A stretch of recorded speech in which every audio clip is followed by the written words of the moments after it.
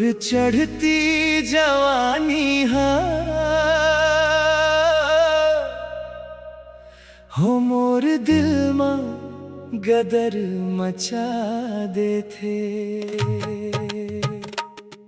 तोर नागिन कसबाल मोर दिल में तबाही मचा दे थे। तोर चढ़ती जवानी ओ मोर दिल में गदर मचा दे थे। तोर नागिन कसबाल ओ मोर दिल में तबाही मचा दे थे।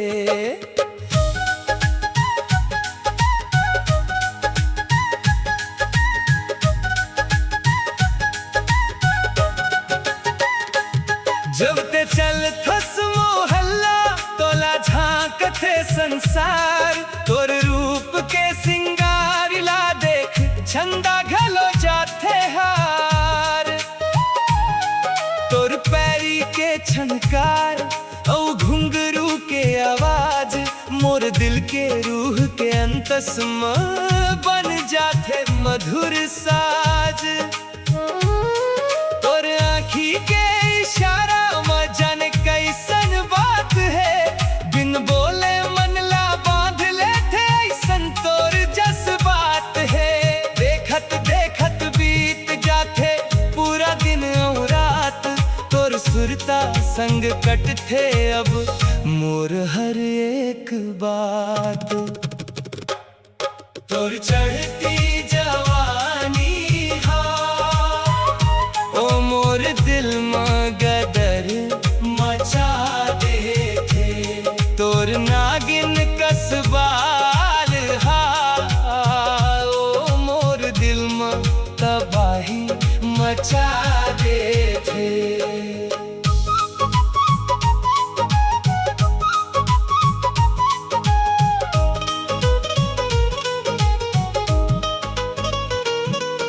गली के मोड़ में जब जब धीरे ले मुस्काथस मोर धड़कन के रफ्तार लाऊ ज्यादा बढ़ाथस।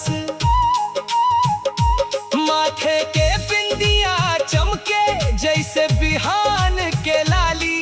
तोर एक झलक खातिर मोला लागे दुनिया खाली। हवा संग उड़े के फूल के गंध तोर नाव लिखे हवे मोर मन में जैसे पूजा के छंद।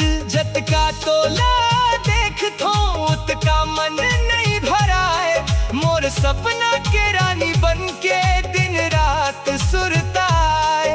का जादू कर डारे हंस काटो ना कर डारे मोर चैन मोर नींद ला धीरे धीरे चुरा डारे। तोर चढ़ती जवानी ओ मोर दिल में गदर मचा दे थी। तोर नागिन कसबाल ओ मोर दिल में तबाही मचा दे थी। तोर गोर गोर मुखड़ा ला देख दिन घलो जियार लगे। सुनना सुनना संग त्योहार लगे। हंसी तोर गूंजे कान में जैसे मीठा राग।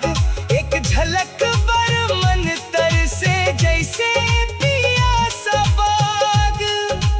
तोर माया के रंग ऐसन चढ़ गे मोर सांस में जैसे खुशबू महके चुपके भींजे बरखा के फांस में।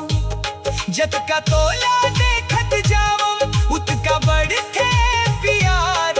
तोर बिना फीका लागे ये दुनिया संसार।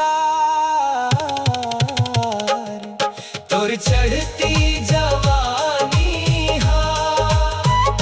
ओ मोर दिल में गदर मचा दे थे। तोर नागिन कसबाल ओ मोर दिल में तबाही मचा दे थे। तोर मीठ बोली के जादू है मोला दीवाना बना दे थे। तोर एक मुस्कान हा मोर दुनिया सजा दे थे। तोर चढ़ती जवानी हा ओ मोर दिल में गदर मचा दे थे। तोर नागिन कसबाल हा ओ मोर दिल में तबाही मचा दे थे। तोर सुरता संग कट थे दिनवा, तोर सुरता संग कट थे रात।